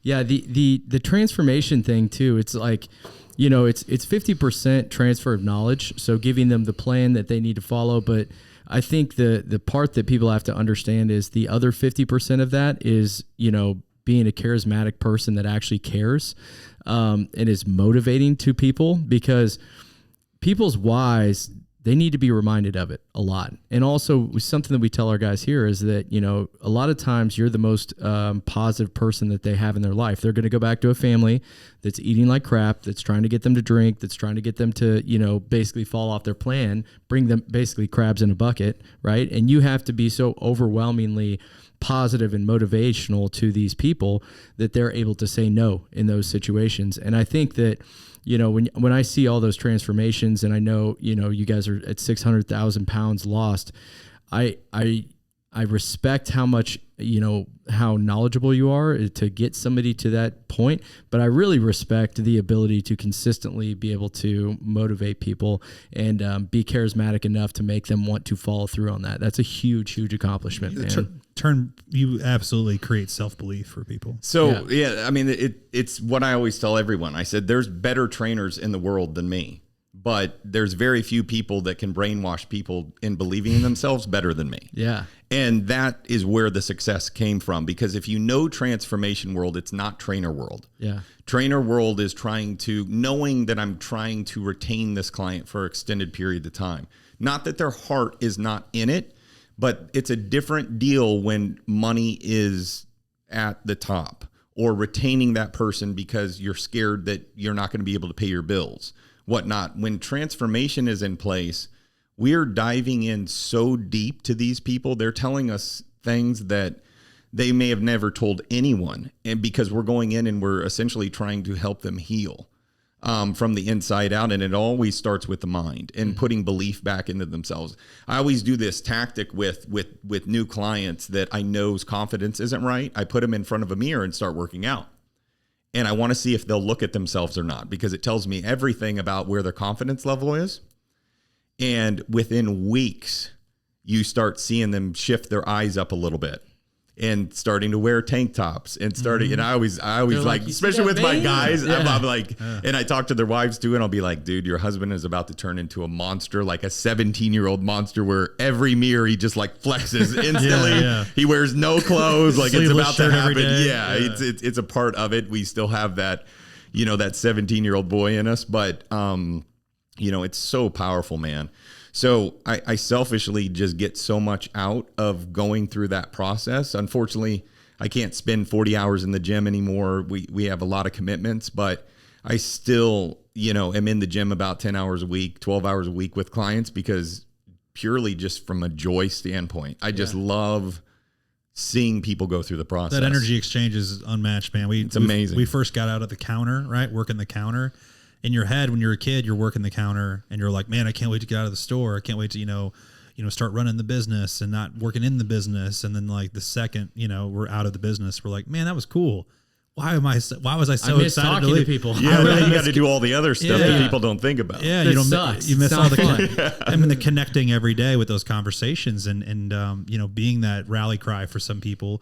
And also, you know, you get so much out of it yourself. You know, it's such an exchange of energy. It's not just pouring into one. They give you a lot back. And it was just weird to see that kind of that transition was so strange for me, at least, going away from working the counter. But the thing I want to make sure I touch on before we move past, you know, the fitness modeling and the being a pioneer for online training, you lived a life, Micah, that I think a lot of young men, especially, you know, 13 to 18, even probably up to 24 even, where, you know, you had this unbelievable physique.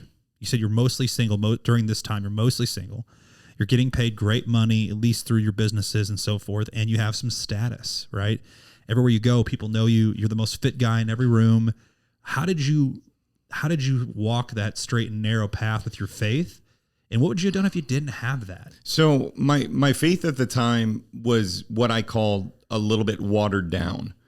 So I'm not into alcohol. I'm not into drugs or anything like that. I was single. I went on dates. There was some girls that were more serious. I was always a faithful guy. I wasn't doing any of that if I had a girlfriend, but I always made it very clear too, like when I'm single, I'm single.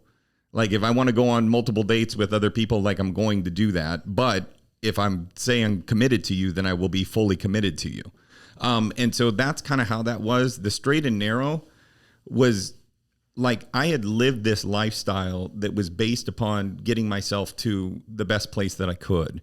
So I associated things like alcohol and drugs to things that ultimately would take that away from me.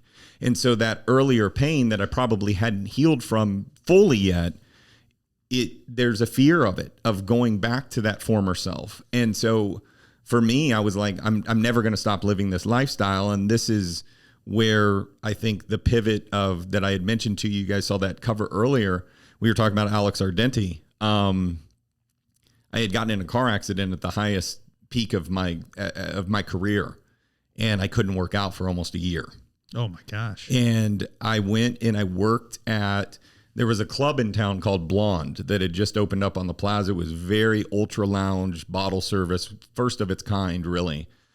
And he reached out and he's like, dude, you're awesome at social media. We want you to help us there, but we want you to run the door, essentially. Not a bouncer, but you control the men and women that get into the club. Mm-hmm. And I'm like, okay. And he goes, you can take all the tips you want. And so there's nights I'm making like $1,500 in cash just to what guys get in and whatnot. But I'm sitting there and I'm like, I'm looking at what's going on inside and I'm going, gosh, dude, like this is not me. And I'm around an environment that was not me. And I started seeing myself where depression started seeping in because I'm not working out. I'm not living that lifestyle anymore. And ultimately, I saw myself drinking a little bit and whatnot. And again, I was never a big drinker. I associated alcohol with a stepfather that was an alcoholic. And so I saw a lot of pain and abuse that came from it. And I was like, I don't ever want to drink. That was my association on why I didn't drink. So what ended up happening was I'm at the lowest of low, and I don't have an alcohol problem, but I'm drinking alcohol on occasion. Mm-hmm. And I get a call I get a MySpace message from a friend in LA, and she goes, Micah, you're not going to believe this. I'm so proud of you. You're on the cover of Muscle and Body. And I was like, huh? I am? It's in every GNC right now on their front counter. And I'm like, what? And it was me and a girl named Jennifer Nicole Lee, who at the time had blown up. But when I shot that picture with Alex Ardenti multiple years before that, neither of us, she was new on the scene. And I just remember Alex going, dude, you are one lucky dude, because he knew she was about to blow up. And then that cover came out and it was my pivot back in. And I knew, because I had dropped weight, I had dropped muscle. I was, I just wasn't in a good place. And I remember looking in the mirror, and this is where my faith came back in strong. And I knew it was like the Lord going, hey, you need to get back on track, dude. I got some big things for you. You got to get back on track. And I looked in the mirror and I was like, I will never drink another sip of alcohol in my life, and I will commit myself as fully as possible to this. And I accomplished way more than I could ever imagine, than anything that I had done before that. What a cool story, man. So with the appreciate you sharing that. With the car accident, man, what was the injuries? So what ended up happening is we're driving to Tampa. I was about to go to a job in Tampa, and there was a ladder that had fallen off a man's truck. Yikes. And so Final destination. I was with my mother and her friend, and he had to swerve really hard, and I'm not ready for this at all. And my neck and my hip ends up hitting the side of the door extremely hard, and I was jacked. Really? Massive whiplash, and looking back at it now, if I would have known how to recover properly, I probably could have got out of that within, probably 6 months and really got back into it. But I had gotten into a depressive state and hope had dropped and whatnot. And I'm kind of feeling like my former self. So I didn't get in as quickly as possible. And I started even really shifting my mind on what I was going to do. And ultimately that cover came out and I was like, oh my gosh, thank God. Like, this is it. Thank you, Lord. And I never looked back after that. Wow. How incredible, man. So you transition now to, you're on this path of just like ultra focus, right? Had we opened up the Hitch Fits at this point? So no, not yet. So we had multiple years there. I had done a reality show in 2005 with Carmen Electra called Manhunt. It was like America's Next Top Model for men. Let's go. Yeah. And so you were on the show, yeah, and Carmen Electra was the host. Yes. And she was the hottest chick I'd ever seen in my life at that point. And yeah, probably to this day. Yeah. I mean, we were like, whoa. And she had this lady just brushing her hair for like 20 minutes in a row, between takes. But yeah, we were like, whoa. And I had met some friends that I'm still cool with today, and that's 04, 05. Find it, Luke. Find it. Yes, find it. Manhunt. And I remember, oh my gosh, I got to find the take of it. It was so hilarious because when I got on episode 2, I ended up getting cut, and I'm sitting there and I'm like kind of angry, and I'm like, these guys don't have anything on, yeah, here it is. Let's go. Yeah, there's John. There's Tate. How funny. Oh man, it was so hilarious. And I remember, so they saw my body and they go, okay, you need to make sure that you drop. Let's see, where am I? I'm in that picture right there. Try to reverse. Okay, try to rewind. You're about to get to it, I think. All right, then hit play, Luke. Let him There's direct Carmen. you. Let's see. Keep going. I remember I'm laughing. I'm right there next to the tall guy, and right there I am. Oh, wow, dude. Yep. And somebody told you needed to lose weight? Yeah. Lose So muscle? there I am right there.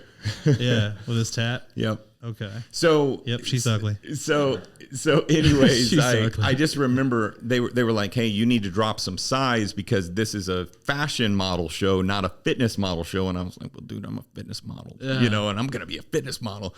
And I ended up dropping like 15 pounds or something to do that show. And I was like, oh my gosh, I'm so skinny. And then I got there and I was like, man, these dudes are like way skinnier. Skinny. Yeah. And yeah, they're look how young I am. It's crazy. So long story short, I ended up getting cut early on, and what ended up happening was I'm disappointed, but I made the relationship, going back on relationships with a guy named Stuart Crosnow, who at the time was one of the big wigs over at Bravo. And I said, Stuart, thank you for the opportunity of doing this and whatnot. He goes, Micah, I know you want to be a fitness model. I'm going to give you a connection. And he said, I can't promise anything or whatnot, but I'm going to give you a connection. And I ended up meeting this photographer named Keith Munyon, and I went there and landed the cover of Men's Workout. And I remember, like, I'm broke at that time. I'm like trying to make it. And I'm living in Olathe at that point, and I have to drive all the way to the 7-Eleven down on Rainbow Boulevard because they had the magazine. And I walk in, and I'm like, it's me, Tom Cruise, and like Arnold or something. And I'm like, oh my gosh, and I bought like 7 of them. I had to leave one, still there. And the whole 7-Eleven like freaks out, like, you're on a magazine, dude. and so that was the coolest thing that I had ever done, because it was the first thing. And I was like, okay, I think I can do something here. Confidence being built. Yeah. Yep. So it was actually that show that brought the fitness modeling around? Yes. Yeah. So the idea was there. The show brought the fitness modeling, and then I went gangbusters with it and just, went all out. And then it wasn't until 08 that the concept of Hitch Fit came together. And I met my wife at the same time at the Mr. Olympia in Vegas. Wow. And where's she from? She was living in Texas at the time, and she was training Priest Holmes at the time in Texas. So I was like, dude, you're training Priest Holmes? Like that's, and she was like, who? I don't care about any of the football stuff. Now she loves the Chiefs, but she's from a small town in Vermont, and we were just total friends on MySpace. She was like, I was like, I would love to meet and whatnot. We can take a picture, and post it on MySpace or whatever. And that was it. And, within 5 minutes of meeting, I was like, oh my gosh, I think the Lord literally just brought my wife.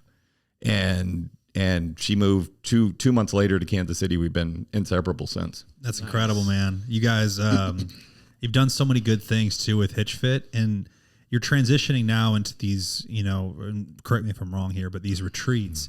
Rockbody, is that what that's called? It is, yeah. Rockbody Retreats. What led you to do that, and was it difficult to step out of Hitch Fit as far as the day to day to do this? Yeah, so we had it's been a very difficult time trying to juggle everything. That's two people operating 100 miles an hour, 7 days a week. That can get really exhausting. And so we knew we could play them together, because the concept of what Rockbody was going to be essentially was leveling people up and pouring into people, much like we do at Hitch Fit, but on a completely different scale, because we got to spend these 4 or 5 days with people in a very intimate space, and them opening up in a way where it was much longer than an hour.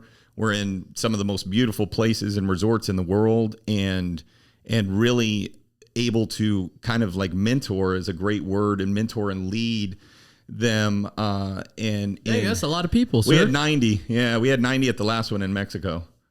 So yeah, it's been amazing, and you're talking all walks of life, from millionaire entrepreneurs to a stay-at-home mom that really is just trying to get her body and everything back. It's been just fitness, faith, personal development, and me and my wife absolutely love it. And our business partners, I had kind of told you this story before, but we met Trav and Britt about 2 years ago. And this guy, this bald head guy, dude, tons of energy, network marketing guy, like, is hounding me. Like, dude, we got to talk. We got to become friends. And I'm like, dude, I'm not getting on the phone with you, man. You're trying to sell me something. I'm not interested in it. Mm-hmm.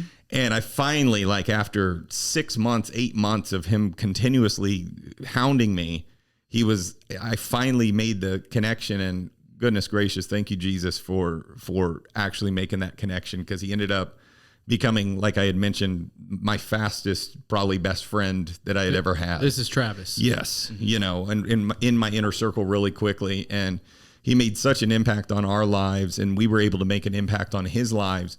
So him and Britt had built Rockbody and had done 1 or 2 retreats before we got in. We got in and we were like, hey, I like what you guys are doing, but we have to add a few elements to it that, if we're going to be a part of this. And mainly that was from a faith standpoint and entrepreneurial standpoint, and some other aspects that, we kind of live in. And we went through our first retreat together, and I remember him just tearing up and was like, man, like, this is more than I could ever imagine, and we got ready. We were there he is right there.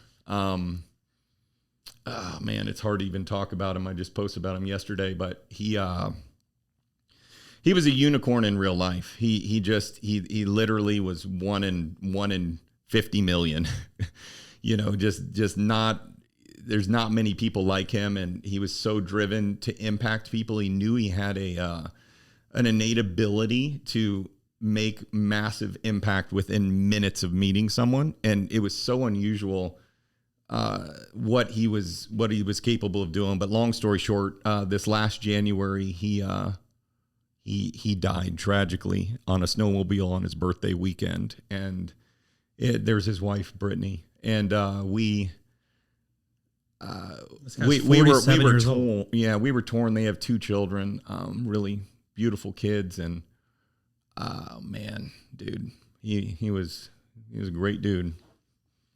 Man. But so now, we were only 2 months away from that last retreat when this happened. And I was like, Britt, what do you want to do? And she looked at us and she text messaged us, Tulum Jungle Gym. And she said, our why just got a lot bigger. And he had, 2 months before that, when we were in Mexico looking on a site visit, he had turned his heart and his eyes back to the Lord, which was really powerful and profound, because he was really resistant against it, and he opened up, got emotional, and he just got on fire. And then 2 months later, he passed away. And we had the opportunity to speak at a celebration. Thousands of people were online. I knew he was connected. I didn't realize he was connected like that. 6,000-7,000 people watching online, and, a couple hundred at his celebration. And it was just, man. And so my goal has always been going forward. I told Britt this, and Diana was very close with him too, my wife. And, we're just going to continue to push his flame forward, and the vision. But man, he would be so excited about what's going on now, but it also reminds us, guys, like we don't know how much time we have. Like, you got to make each day. There he is. I mean, thousands and thousands of people, and he would just get on stages and lift people up. Man, yeah, he seems like an absolute inspiration of a person. Yeah. And someone you couldn't, not love when you first. You'd come in this room and be like, okay, dude, you need to be one of my best friends. Yeah. You guys you mentioned you're going to some new cool places. Yeah. What are people that are interested in these retreats, which it sounds like it's, full kind of a transformative, not to continue that theme, but seems like it's very much a part of the retreat as well. Yeah. I mean, people that are coming to these retreats are at a point in their life where they're ready to open up and not only be able to receive, but also to give. And we build that culture in a way because number one, we want it to be a safe place for people. And number two, we want people to be truly impacted and changed through this. We saw one lady open up in this segment that we call Voices in the Villa, where people open up about some of the most painful things they've ever gone through. It was the first time she'd ever shared what she went through with a crowd. And I had encouraged her after that. I kind of called her out when she's in front of everyone after she spoke. And I said, what did you tell me, earlier yesterday? And she said, and I said, no, you said you're going to open your business. She's in her 60s. Said, you're going to open your business when you get back home. And now you got to make the statement. And sure enough, she ended up starting her own business. Put it out in the universe. She did it, Awesome. And so that's what we try to encourage people in doing. We try to give back as much as we can. We don't have any children of our own. We have our kids in Haiti that we've sponsored for many, many years, but we try to give back in everything that we do. Whether that be a complete stranger at a grocery store to, a retreat like this. So it feels like you have a great, it's a great opportunity, especially for those who have experienced that transformation at Hitch Fit, with you online as a personal trainer, et cetera. They get to this transformation spot where they're really starting to feel good. And like you said, the retreat is also a place where they can give. And so once they get that kind of confidence, right, where they've gotten this transformation internally and externally from Hitch Fit, that feels like a naturally, great next step. Are you seeing a lot of that? We are. We get a lot of Hitch Fitters that end up coming. At least half the group is Hitch Fitters, and they had a huge base as well.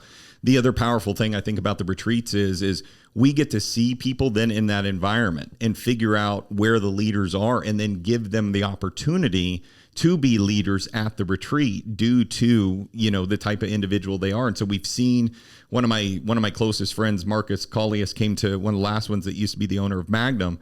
And man, he left and he was like, him and his brother just poured into people. And he's like, that was the most amazing event I'd ever gone to. Like it is transformational to the core. And so what we wanted to do was like Hitch Fit enhanced essentially, and bring this whole aspect. And again, you don't have to be a strong believer. There was people there that weren't believers.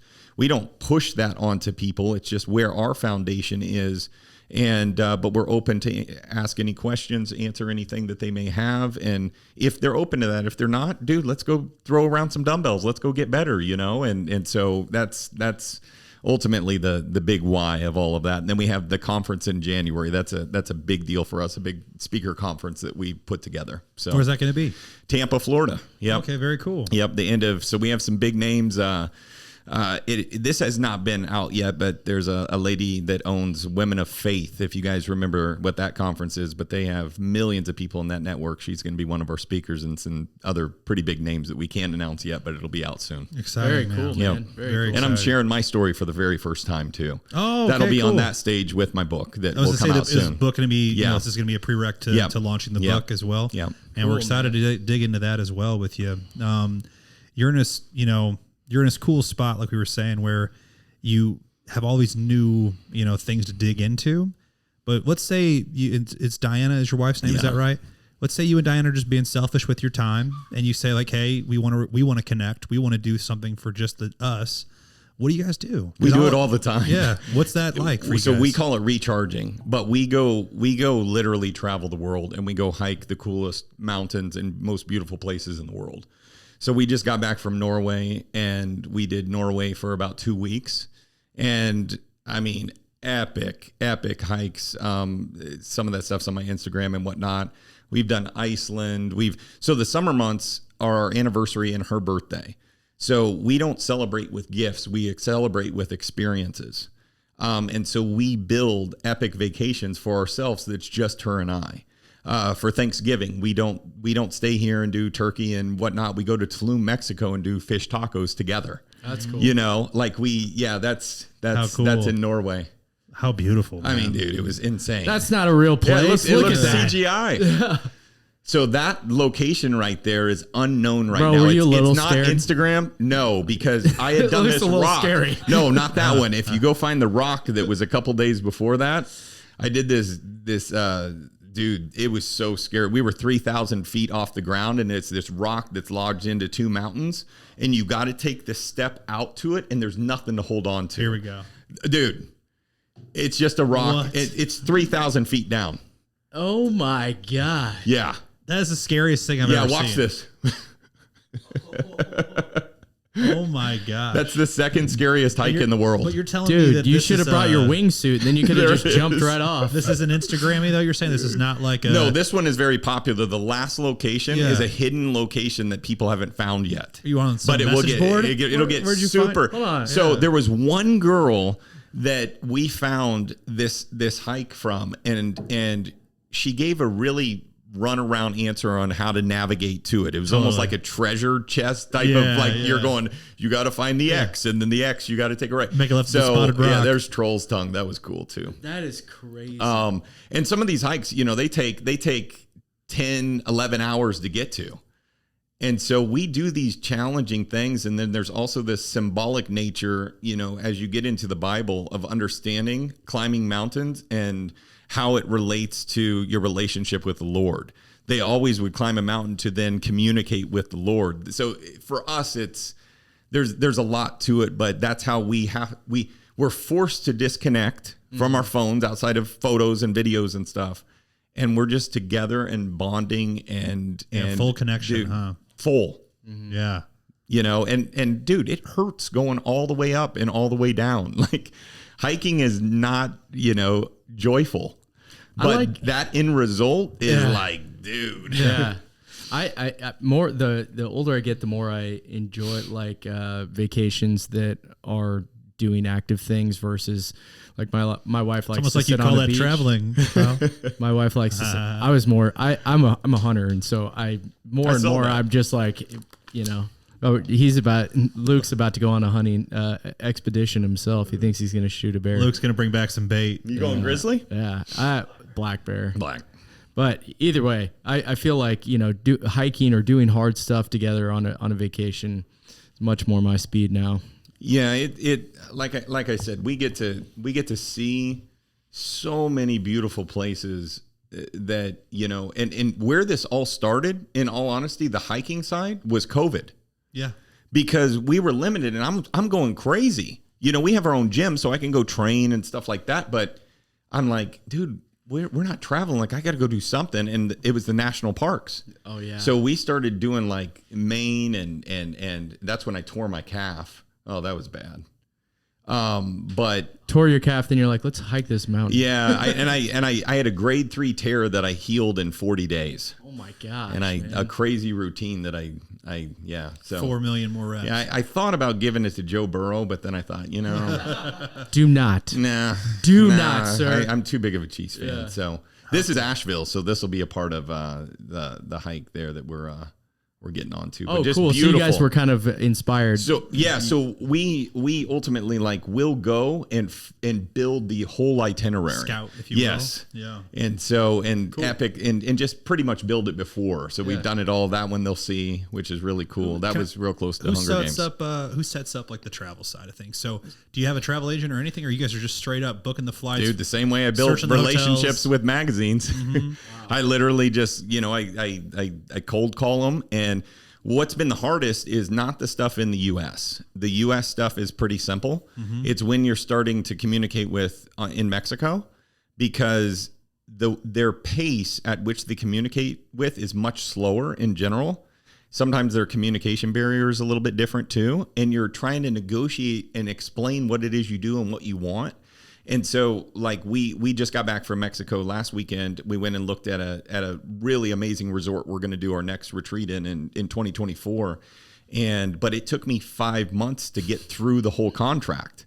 And then once we got there, we had to go, okay, we need to do this event here. We need to do this event here and really lay it out. And, once you're face to face, it's much easier, but it takes some grind, and you gotta pretty much be about a year out on everything. Real patience. Yeah. Huh? Yeah.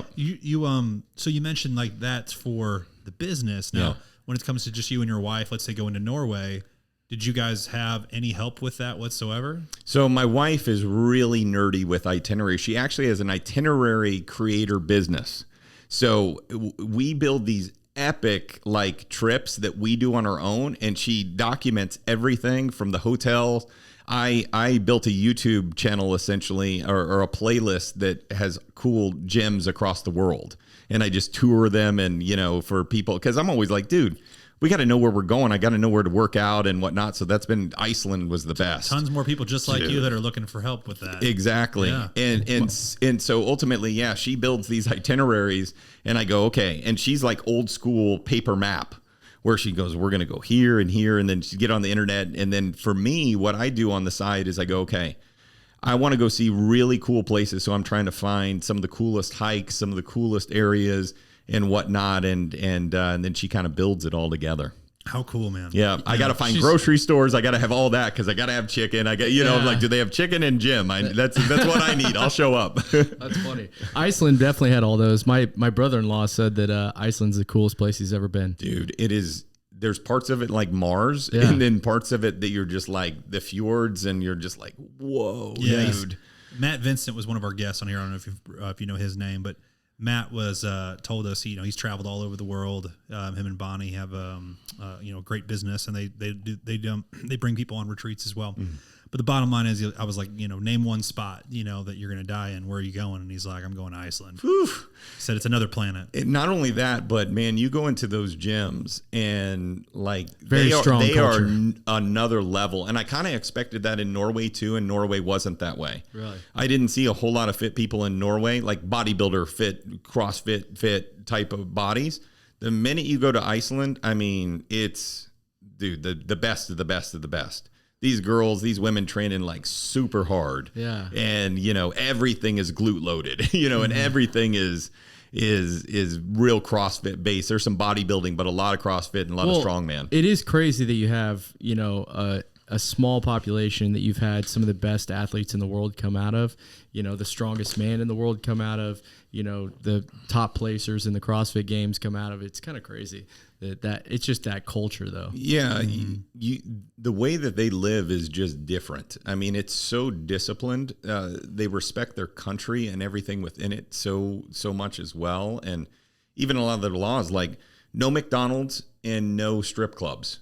Like they have specific laws of going, both of these things are going to lead to probably things that aren't the best for our people.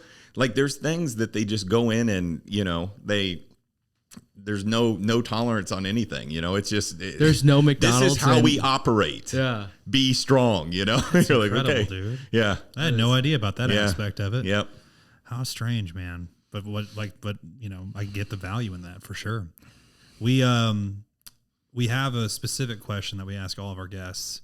We haven't gotten any cheats. We haven't gone any kind of length to talk about. Do you cheat on your diet? Your relationship with food? Yes. You know? Okay. Great question.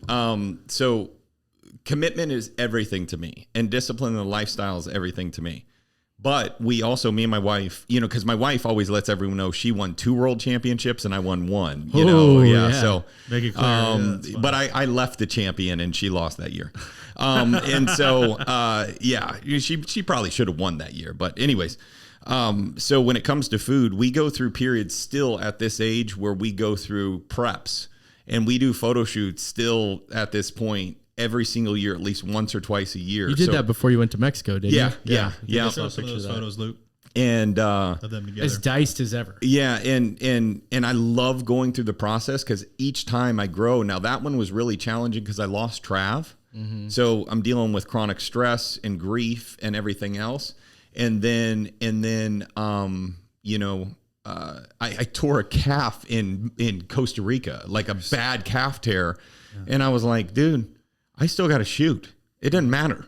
So I'm compressing this thing, dry needling, doing all this stuff that, trying to get myself repaired. I essentially went to a doc. He said, dude, you just got to lay off of it. It's, it's 12-week process. And I go, there's the tour. That was 3 days later. God, dude. Yeah. I mean, I show the whole entire process, but from a bodybuilder standpoint, look at how gnarly this is. I was like, dude, my calf just gained 2 inches in size. My calf is now 21 inches. That's 13 days later, I'm jumping on it. And it was bad, man. It was bad. That was so painful watching you jump on that trampoline. It was painful. Gosh. But I knew muscle well enough, and I also knew my body and how healthy I was eating and whatnot that I could, because I didn't take any peptides. I didn't do any of that route for healing. I was very clear. God was like, I'm going to heal this thing in miraculous time, and I'm going to have you stay disciplined to how you recover this. And I ultimately, I stayed to that, but there were days I was just like tears coming down my face, not from the pain. The pain hurt, but I was just so frustrated because I'm like, dude, I got to go to a retreat and be my 100% self after Trav passed away. And I'm like, what in the world? And so I had 21 days to prep. And my biggest fear was I wasn't going to be able to walk on sand. Mm-hmm. And I remember getting to the resort and my calf is still in a lot of pain. It's a true test. But but ultimately I did a video where I walked on sand and I was just like, oh my gosh, And then they're like, you want to play volleyball? I was like, no, I'm not playing volleyball. Not yet. Walking on sand's a good one. But about day 40, I was jumping again, jumping. So the bottom line is, when it comes to food, it's like we're in it to win it. Yeah, and to go back to it. So when I'm disciplined, I'm very disciplined. We don't make mistakes unless it's a scheduled cheat, is what I call it. And then when we are off season, especially when we go into more of a hiking season, I'm eating more performance based. So for instance, people will ask what is your big cheat meal and whatnot? I eat as big of a steak as I possibly can and plates of French fries. That's what I love. I'm not a dessert person, so I eat probably dessert once a year. Mm-hmm. That's not my big thing, but I love French fries. My wife loves chips and those sorts of crunchy type of things. So my association with food is very fuel-based and me waking up and feeling good. If I start putting a whole bunch of garbage into me, I'm not productive. Mm-hmm. I'm lazy, I'm foggy, and we have too much stuff going on. I can't be in that state of mind and be as productive as I need to be. Yeah. It's an unbelievably great way to look at things. I wish I could do the same. Well, I mean, I would love to feel that way. It's something, that also takes work to get to say the least, and I've told him multiple times that when you diet down or you do a prep, every time that you diet down, you're building more and more discipline. You're realizing the longer that you spend in that state of being hungry, the more you realize I'm not going to die. This is fine. You know what I'm saying? This is fine. And you build a just an Muscle. ability. Yeah, it's like a muscle, an ability to be able to say no to food. To where now it's like you know, anytime, anywhere, I can, you know, basically make an easy choice on whether I want to eat something or not. And mine's a lot goes back to what you were saying on how is it going to make me feel. You know, because fried food. Yeah, waking up feeling good, like you said, was the one that resonates the most with me. Yeah, and I think that there's another level of accountability of I'm out there also preaching a message that is specific. I don't want to be a hypocrite to that. I'm very open about the fact of when I cheat and, you know, and I gain what I call it tank top hero. When I'm in that state is more of my bulky, fluffy state, but that state is still a very good condition. Still better than 99.9%. Yeah. And so people are always like, and I'm like, yeah, but like, you got to understand, like, my level to me is what acceptable is that top level that I get my physique to. Yeah. And locking into that mode is very, very challenging for people to get to. So yeah, that's my fluffy state there where, you know, at the belly button is about 36 and then I get it down to about 31 and a half at the belly button there. We should note though, still visible That's abs. 70 days. We call those the turtle shell. Yeah. Where you can really stick it out. So this leads to, you know, the thing that we were surprised about, because with all these unbelievable opportunities, you know, you could have opened up, you know, 100 Hitch Fits in California, you know, but you chose to stay in Kansas City. We are known for barbecue. We like to ask everybody at the end of every show, if you had to pick one place, where do you send people? I guess that's probably the number one question you get when people come to visit you is like, take me to some of this KC barbecue. Where do you take them? So, and you can get good options. You know, if you go to a barbecue place, there's options. There's a lot. I mean, Joe's is fantastic.